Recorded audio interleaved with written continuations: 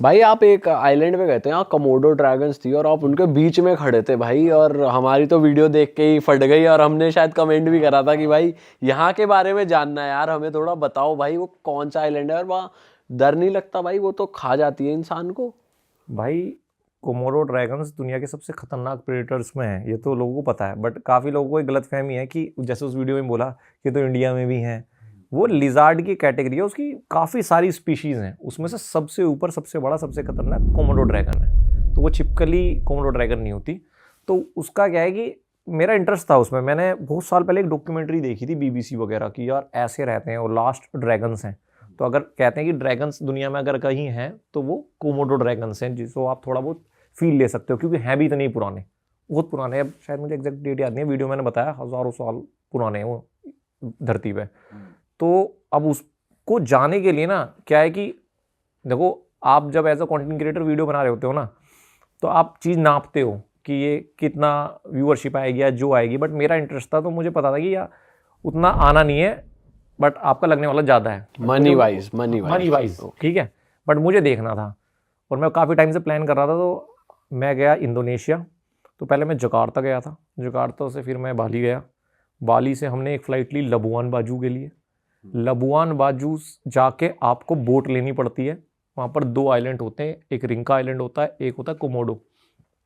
Komodo में थोड़ा सा टूरिस्टिक होता है, वहाँ पर मतलब एक पूरा ट्रेल है, उस पर वो ले जाएंगे और वहाँ दिखाएंगे। रिंका आइलैंड थोड़ा सा रो है, तो मैंने रिंका आइलैंड चूज़ करा, बिल्कुल ही बीच में ले जाएंगे, वहाँ पर ऐसा ले जाएंगे और वो प्रिजर्व है। हम सोचा था ड्रोन वगैरह उड़ा के और पास से दिखाएंगे, मैं तो सोचा था थोड़ा सा पास से मुझे टच वच करा देना। तो कह रहे नहीं भाई ऐसा नहीं करा सकते। तो हम रिंका आइलैंड पहुँचे, वहाँ उस पर जाने के लिए भी आपको जब लबुआन बाजू पहुँचते हो ना, तो आपको एक बोट करनी पड़ती है। अब आपके पास 2 ऑप्शन होते हैं कि या तो आप ग्रुप के साथ चले जाओ जिसमें पूरा गाइड समझाएगा, या आप पर्सनल जाओ। तो पर्सनल का मतलब आप पूरी बोट खुद के लिए लोगे, एक टूरिस्ट गाइड लोगे, एक आपका बोट का कैप्टन रहेगा, तो ये सब लेके आप जाते हो।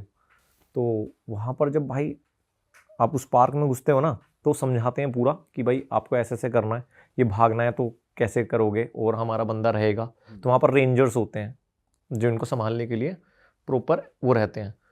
अगर आप इनका वो देखोगे ना कि जो इनकी पूरी लाइफ साइकिल होती है, वो जैसे इनका नाम है वैसी ही होती है, ये एक दूसरे को खा जाते हैं भाई। अच्छा। हाँ, ये बहुत खतरनाक होते हैं, मतलब रियलिटी में भी। इनका क्या होता है कि जब ये पैदा होते हैं तो अंडे तक भी इनकी माँ थोड़े दिन रखती है, फिर वो छोड़ के चली जाती है, शायद महीने 2 महीने, अगर नवंबर के आसपास इनका सीजन होता है। उसके बाद इनको दूसरे कोमोडो ड्रैगन्स या जानवर खा जाते हैं। अगर ये अंडे से बाहर आ गए तो बाकी के कोमोडो और जितने भी जानवर हैं वो पीछे पड़ जाते हैं, फिर ये पेड़ पे चढ़ते हैं, क्योंकि इनकी ना जब ये छोटे होते हैं इनकी गंध बहुत स्ट्रॉन्ग होती है, तो जितने भी जानवर होते हैं उनके पीछे रहते हैं। तो पेड़ पे चढ़ जाते हैं आराम छोटे से? से जब पतले छोटे होते हैं, बड़े ड्रैगन्स नहीं चढ़ सकते। तो इसलिए खुद को बचाने के लिए ये पेड़ पे ही अपना 1-2 साल बिताते हैं, तब तक बचाते हैं, अगर बच जाएं तो। फिर उसके बाद जो इतने साल बाद जो बचता है वो बनता है कोमोडो ड्रैगन। तो इनकी लाइफ साइकिल ऐसी होती है, बहुत हार्ड और बहुत खतरनाक होते हैं। इनके काटने से होता क्या है कि 2 तरीके से मारते हैं ये किसी को भी, अपने शिकार को। एक बार काट लेंगे तो जो खून को जमने की जो प्रक्रिया होती है वो बंद हो जाती है। इनके लार में ऐसा वायरस होता है, तो वो खून लगातार बहता रहता है, और जहाँ काटता है वहाँ पर इतने सारे करोड़ों बिलियन इन्फेक्शन हो जाते हैं कि वो सड़ जाता है। तो ये 2 मारता है अपने उनको। और ये खाते क्या हैं वहाँ पे? और एनिमल्स भी हैं उस जानवर आइलैंड खा जाते हैं, एक दूसरे को भी खा जाते हैं। और इनका अलग है कि इनको अगर जैसे फीमेल से मीटिंग करते हैं तो उसके लिए भी लड़ाई होती है आपस में। ये फीमेल से लड़ाई करते हैं और जब फीमेल हारती है तब मीटिंग होती है। अरे भाई साहब, भाई ये आप तो उनके इतने पास खड़े हुए थे, तो कौन से कंडीशन में वो अटैक करते हैं आपको वो सब समझाया उन्होंने कि अगर ऐसा कुछ हो जाता तो अटैक कर देंगे या कुछ? वो बोलते हैं कि अगर देखो ज़्यादा उनको खतरा महसूस होगा तो अटैक करेंगे। और खतरे की कंडीशंस क्या हैं? खतरे की कंडीशन है, आप ज़्यादा टच कर रहे हो और आंखों से आंखें एकदम उनकी तरफ थोड़ा सा नहीं देखते हैं उनको जरा। और वो जो है ना भाई, वो लगते आलसी से हैं, बट जब वो उठ के भागते हैं ना तो बहुत तेज़ी से भागते हैं। इनका क्या होता है कि बॉडी में ना बहुत ज़्यादा हीट होती है, क्योंकि बहुत मोटी चमड़ी होती है ना, तो इस वजह से आलस में पड़े रहते हैं अपनी बॉडी का टेम्परेचर मेंटेन करने के लिए। बट अगर इनको भागना पड़े तो ये 30 की स्पीड तक भाग सकते हैं। और इनके जो क्लोज होते हैं ना वो इतने हैवी होते हैं, अगर आपको ऐसे मार देंगे तो शायद 2 टुकड़ों में कर देंगे, और पूरी हड्डी अलग कर देंगे। इतने बड़े बड़े होते हैं इनके। इस तरीके का जानवर बहुत खतरनाक है। बट जिस आइलैंड पे रहते हैं भाई वो बहुत जन्नत है, मतलब चीज़ें मैच नहीं होती यहाँ पे ये रहते हैं। अच्छा जी। वो मैं एक उस व्लॉग में देखना, मैं ऊपर गया हूँ तो उसने दिखाया एक व्यू, भाई समुद्र दिख रहा है, एकदम से टापू दिख रहे हैं, और वहाँ पर एक हट बनी हुई है, और उस हट के नीचे कोमोडो बैठा हुआ है। मैंने कहा यार ये क्या है, आराम से चिल कर रहा है, पड़े रहते हैं पूरे दिन।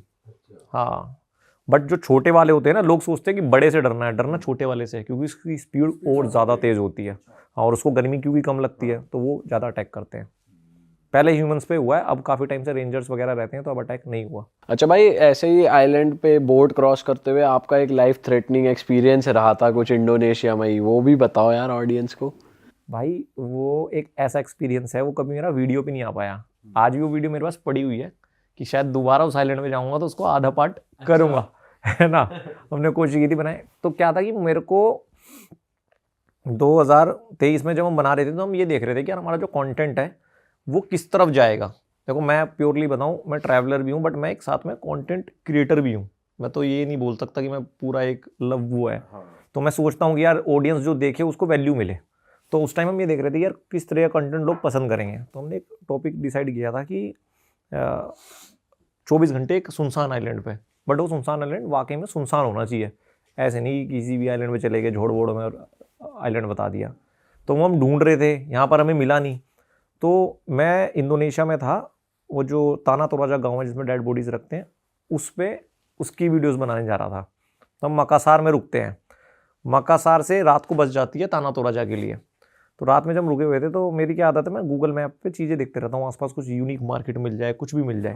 तो वहाँ पर मुझे शहर से थोड़ा दूर आइलैंड दिख रहे थे, वो छोटे छोटे समुद्र के ऊपर। तो रैंडमली आपने सेलेक्ट कर लिया? हाँ, मतलब मैं बस शहर देख रहा था, फिर मैंने देखा ऐसे छोटे छोटे से आइलैंड है, क्योंकि इंडोनेशिया में टोटल 17,000 आइलैंड है। इंडोनेशिया पूरा आइलैंड की वो है।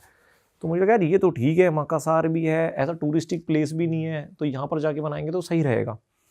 अब मैंने जैसे एक आइलैंड चूज़ किया, गूगल मैप पे देखा, उसकी छोटी सी वो आ रही थी फोटो, एक की टावर लगा हुआ है उस पर।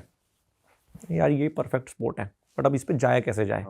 तो मैंने पता किया कि यहाँ पे एक जेटी है, उस पर जाते हैं, उससे बात करते हैं। तो मुझे लगा था बहुत आसान होगा यार, बोलेंगे ले जाएगा।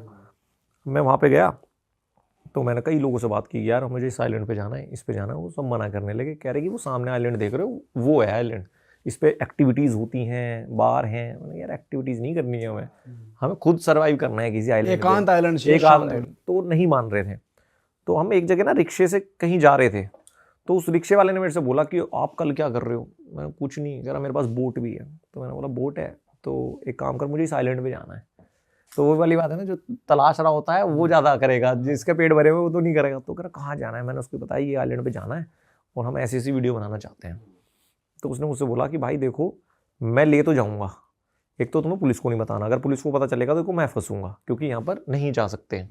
दूसरी बात कि अगर मैं बोलूँ चलना है तो चलोगे, अगर निकलना है वहाँ से वापस, ज़्यादा चूचा नहीं अपनी, ज़्यादा ये नहीं कि कभी तुम वहाँ जाके फंसा दो और मतलब फंस गए हमें, तो मेरे लिए दिक्कत हो जाएगी। तो मैंने बोला ठीक है यार, कंडीशन देख लेते हैं, जाके बनाना तो शुरू करते हैं, सुबह निकलते हैं।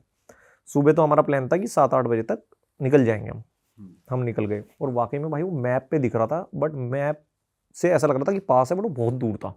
और बोट थी वो मच्छी बोट नहीं होती, बहुत पतली सी एकदम से, ज़्यादा उसके लिए बनी नहीं थी। ठीक है भाई, हम पहुंच गए। जाने में हमें कोई दिक्कत नहीं हुई, 1-1.5 घंटा था, 1.5 घंटा तो आप समझ सकते हो। और वो बहुत 2 इंजन वाली बोट नहीं होती, स्पीड बोट जो होती है मच्छी बोट, तो बहुत तेज भागती हैं, तो काफ़ी अच्छा खासा दूर था वो। पर जाते हुए तो हमें मज़ा आ रहा था, एकदम समुद्र बढ़िया, व्यू वगैरह बढ़िया, मस्त चूज़ किया हमने एकदम स्पॉट।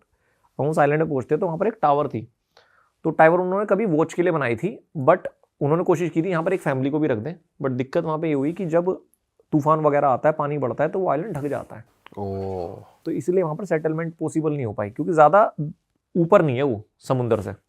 ठीक है भाई, हमने सोचा समझा, और हमारे पास ज़्यादा परफेक्ट स्क्रिप्ट भी नहीं थी, क्योंकि हमें पता नहीं था ये आइलैंड हमें यहाँ मिल जाएगा। भाई हमें तो ये था कि रो बिताते हैं, तो हम कुछ थोड़ा बहुत सामान ले गए थे वहाँ पे कि ये सामान होगा, इससे खाएंगे, सर्वाइव करेंगे, और थोड़ा बहुत हट वगैरह बनाएंगे, ऐसा कुछ प्लानिंग था। तो हम पूरा दिन शूट कर रहे थे, तकरीबन 9-10 बजे पहुँचे होंगे हम, और ये होगी 4-5 बजे की बात। एक मछुआरा आया वहाँ पर, उसने अपनी बोट लगा दी। तो हमने कहा यार ये तो मतलब हम शूट कर रहे थे कि हम अकेले हैं, ये भी आ गया। वो आया था क्योंकि समुद्र काफ़ी हलचल हो रही थी, तो वो मच्छी पकड़ने आया होगा, तो उसने वहाँ पे बोट लगा ली अपनी। अब इतने में आधा घंटा और हुआ होगा, हमारा जो बोट वाला था वो भाई भाग के आया मेरी तरफ और कहता कि निकलो चलो। मैंने बोला यार अभी तुम वीडियो बना रहे हैं। तो उसने वही बोला कि मैंने तुमसे बोला था जब बोलूँगा चलना है तो चलना पड़ेगा, क्योंकि अब तूफान आ रहा है और हमारा बहुत दूर है, हम फंस जाएंगे, और अगर हमें यहाँ से निकालना पड़ा किसी को तो मेरी खबर चली जाएगी कि मैं यहाँ पे टूरिस्टों को लेके आया हूँ। अब हमने भी समझा, हम चल दिए। तो जब मैं जा रहा था तो जो मछुआरा आया था ना, उसने आके मुझे पकड़ लिया बाजू से और अपनी भाषा में कुछ बोल रहा था, इंडोनेशियन में, ये वो। तो उसके इशारों से समझ में आ गया, वो बोल रहा था कि भाई अभी तूफान आ रखा है, अभी मत जा तू। तो अब मैं अपने कैप्टन की तरफ देखूं, हम उसे कैप्टन बोल रहे थे, जो हमारा वो था मछुआरा।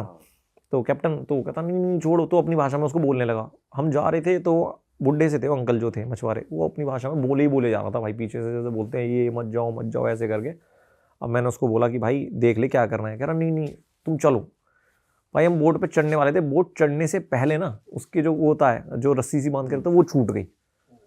अब वो तैर के भाग के उसने तो बोट कंट्रोल कर ली, क्योंकि तो मछुआरे हो तो उनको तो समुद्र कुछ लगता ही नहीं भाई। और हमसे कह रहा कूदो कूदो कूदो, और हमारे पास भाई कैमरे भी फ़ोन भी, और मतलब हम उस मेंटली उसके लिए प्रिपेयर नहीं थे कि समुद्र में कूदना पड़ेगा और लहरें ऐसी। समहाउ हम चढ़ गए। और दिक्कत ये हुई थी, इस ट्रिप पे जाने से पहले मेरा एक दिन पहले हाथ टूटा था, ये वाली उंगली टूट के अंदर घुस गई थी इसका नकल बॉक्सिंग क्लास में।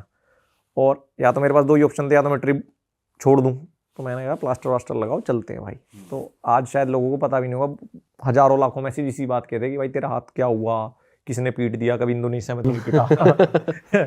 तो ये था कि भाई मेरी बॉक्सिंग क्लास में हाथ टूटा था, और एक दिन पहले था, फ्लाइट वगैरह हो गई थी, और वो था कि सनक हमने कर ली थी कि कंटेंट बनाना है या ऐसे ट्रैवल करना है, तो वो ड्रॉप नहीं किया मैंने, चलते हैं। तो अब दिक्कत ये है कि ऐसी सिनेरियो में तो आपको दोनों हाथों की जरूरत पड़ेगी। कि भाई बोट पड़ेगी भाई, जब इतनी लहरें आ रही हैं, तूफान आ रहा है। और 2 दिन पहले टूटा है, तो इतना भी नहीं कि प्लास्टर को भी टाइम हो गया है। तो मैंने कहा भाई ठीक है देखते हैं। मैं आगे बैठा था, मेरे साथ में एक दोस्त बैठी थी, हम दोनों बैठे हैं। हमने भाई वो जिस पे ऐसा ना फट्टे से लगे होते हैं, 2 बंदे थे हम जो शूट कर रहे थे, और एक वो अपना कैप्टन साहब। तो कैप्टन साहब तो इंजन के ऊपर बैठ गए भाई, इंजन दबा रहे हैं। और वो बोट क्या होती है भाई, बहुत छोटी बोट है। शिप में भी क्या होता है कि जैसे रफ सी होता है ना, तो आपको लहरों के ऊपर चलानी है बोट, अगर कभी बचना है। कभी लहरें साइड में नहीं रखनी, ताकि वही चांस है आपका इकलौता, क्योंकि लहरों को ऊपर जाओगे तो बच जाओगे। लहरें अगर एक भी साइड में आई तो गए आप। तो भाई वो फुल स्पीड पे भगा रहा है। अब होता क्या है, बड़ी बोट को तो पता नहीं चलता, जो छोटी बोट है मच्छी बोट, वो तो कूदती है ना, लहरें थोड़ थोड़ थोड़ भाई। वो जैसे जैसे गिरे पानी हमारे ऊपर। भाई मैंने तो ऐसे पकड़ा हुआ है, उसने मेरे हाथ को इतना टाइट पकड़ा हुआ है, अब मैं बोल भी नहीं रहा कि मेरी नसें ही दब गई। अरे वाह, आपने ये वीडियो यहाँ तक देख ली भाई, तुमने हमारी मेहनत सफल कर दिया। तुम ही लोग हो असली रियल हिट। और अगर आपको बहुत मजा आ रहा है ऐसी क्लिप्स में, ऐसी वीडियोस में, तो फटाफट जाइए प्लेलिस्ट पे, बिंज वॉच कीजिए और सारी वीडियोस देख डालो और मौज काटो। That is it. हम मिलेंगे नए पॉडकास्ट में, नए क्लिप में। Till then bye bye, see you, take care, do subscribe.